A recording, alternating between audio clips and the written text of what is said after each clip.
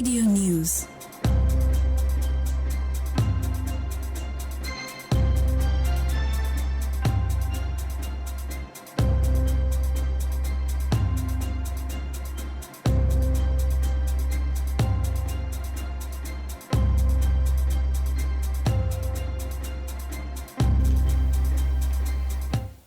A very good afternoon to you and welcome to iRadio 1 o'clock news bulletin. First, here are the headlines.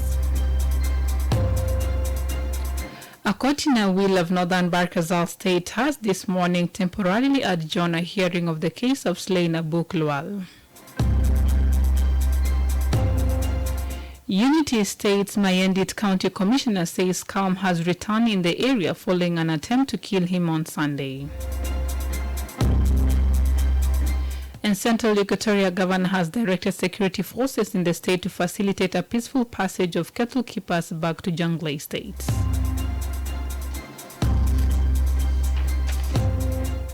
These stories and more coming to you in this news bulletin with me, Yar Ajakdeng, and now the news in detail. A court in the will of Northern Barkazal State has this morning temporarily adjourned a hearing of the case of slain Abu Klwal. This is after the suspects accused of raping and killing the 5-year-old girl requested a defense lawyer.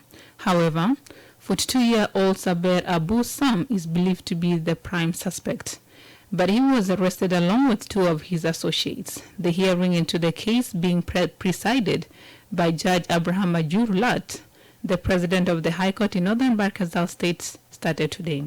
The State Information Minister William Anyuan explained what transpired earlier in the morning hearing. Mentioned the elections will have some difficult census has to be done, which is very important to us to know the number of the MPs who will be coming to the parliament. Because we have got 550 now, we have got 100 members in the council. Apologies for that error in the soundbite. Yesterday, police in Northern Barkazal State called for calm and patience in the case of Abu Klwal has reached the courts. Unity State's Mayendit County Commissioner says calm has returned in the area following an attempt to kill him on Sunday. Dr. Gadluak Nyang came under an attack at his residence in Mayardit town, he allegedly by the youth from neighboring Lair County. The armed youth also attacked the market in the area before they were repelled by the area forces.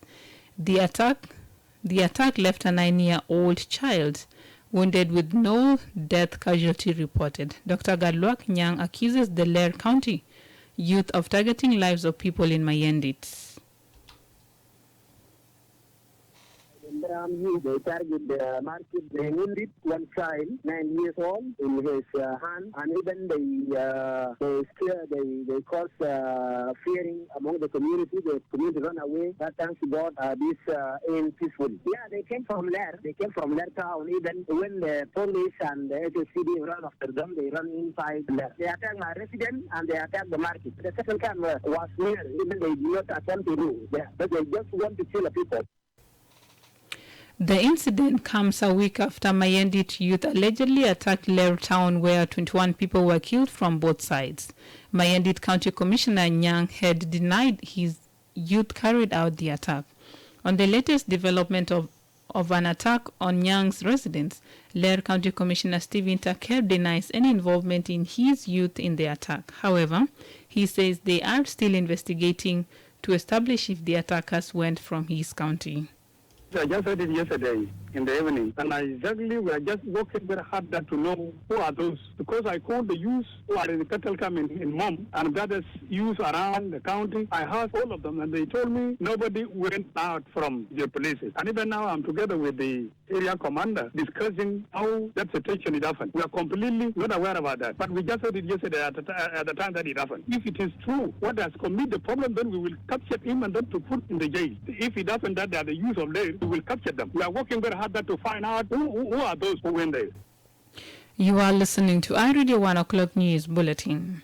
Central Equatoria Governor has directed security forces in the state to facilitate a peaceful passage of cattle keepers back to Jonglei State.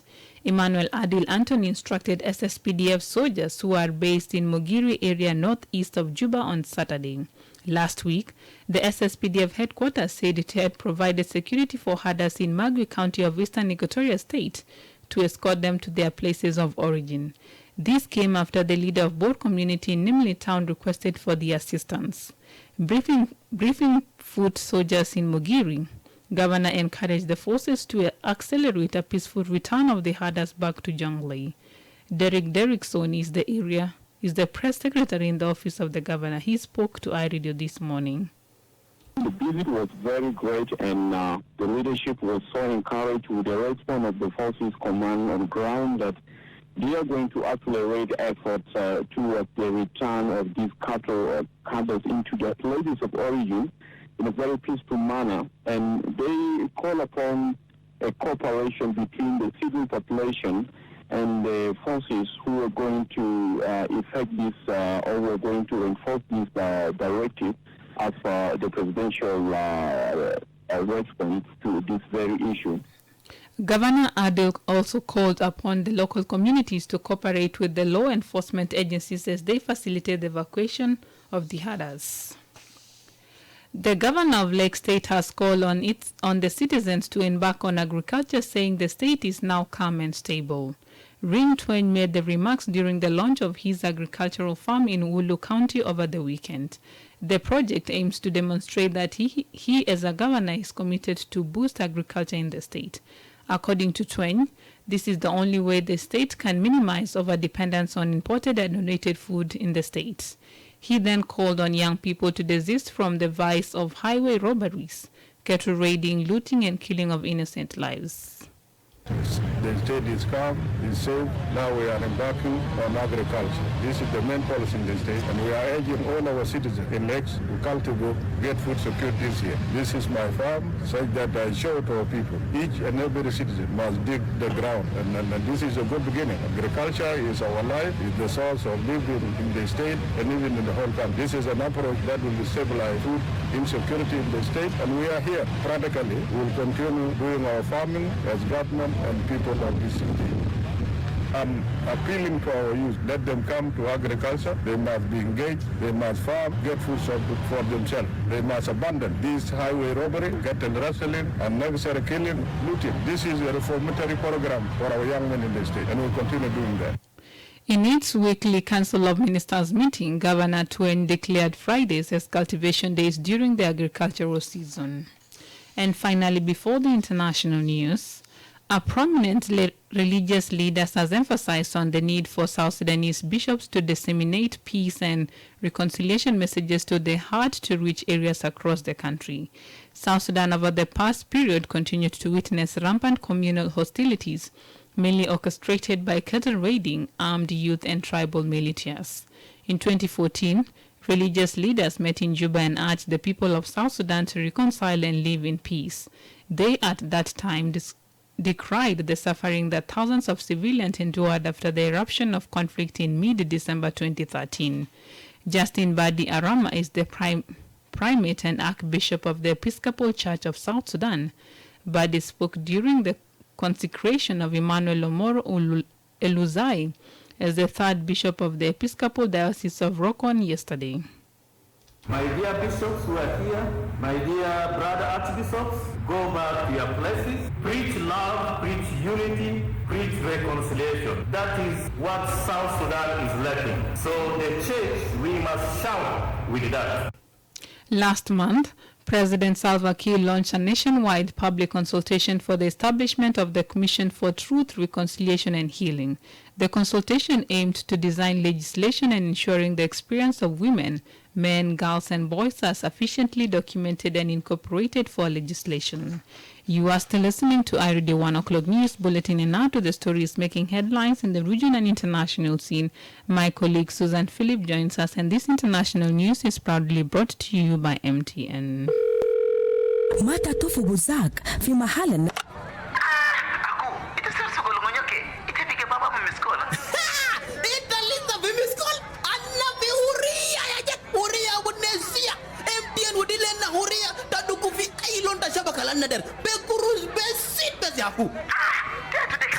aku huria de bisibu nas ma bekara bu gurus bi resitani asa gurus asa sama guru bude ana gura fata bahal tani fikasto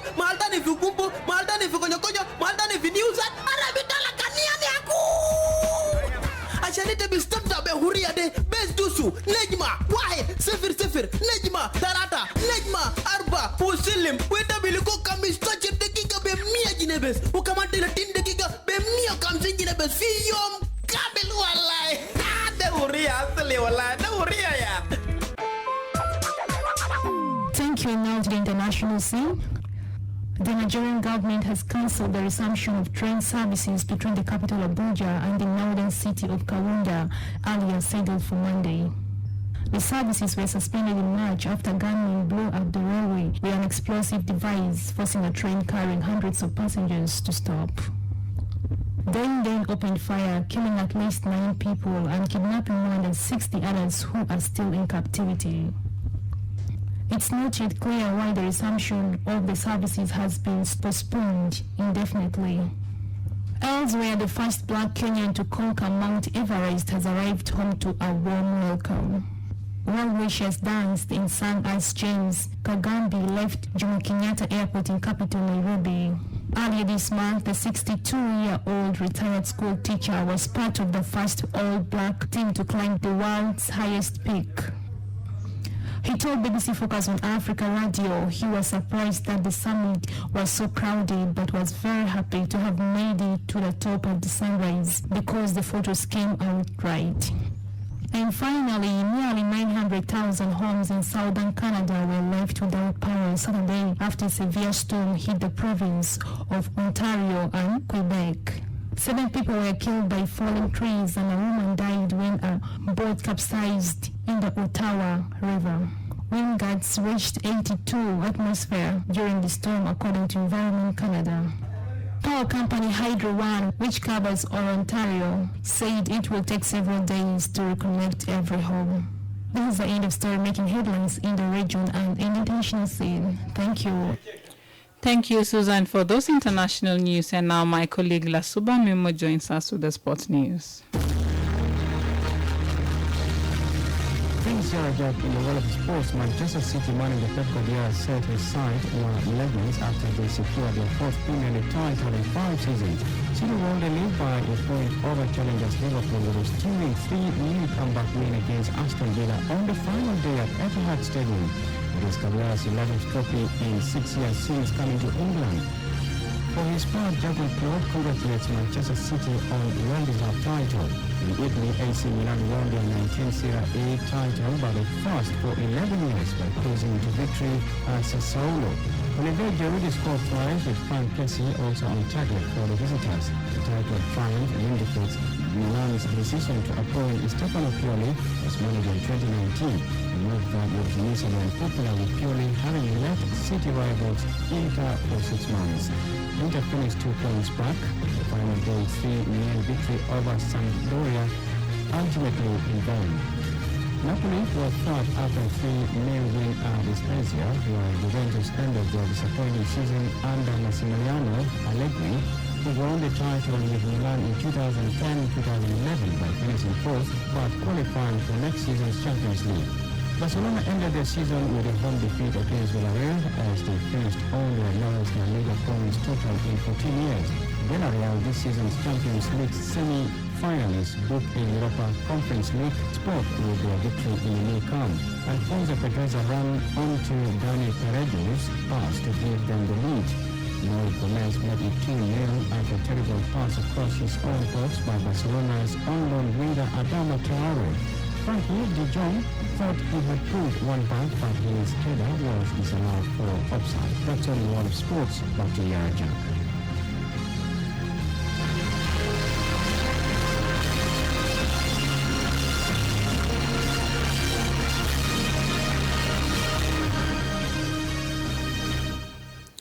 Thank you, Lasuba Memo, for those sports news. And now to end this news bulletin, here is a recap of the main headlines again.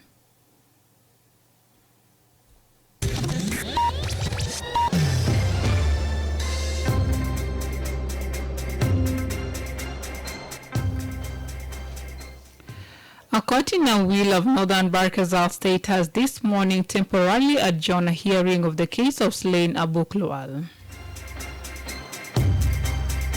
Unity State's Mayendit County Commissioner says calm has returned in the area following an attempt to kill him on Sunday.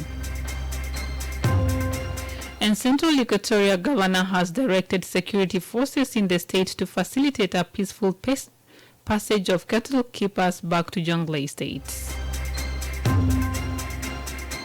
That's the end of iRadio Afternoon News. You can also get these stories and updates by subscribing to iRadio News Alert on your MTN South Sudan number. Call 700-700 hash and follow the instructions. If there is a story or an event you would like iRadio to cover or report about, please send us a text message on +211 925 287 870. It is also our WhatsApp number. Follow us on Twitter at iRadio Juba, like our Facebook page iRadio, subscribe to our YouTube channel iRadio South Sudan, and watch our comprehensive interviews. You can also visit our website and listen to us online at www.iradio.org. Stay tuned for the news in Arabic at 1:30. I am Yar Ajak Deng. Thank you for listening.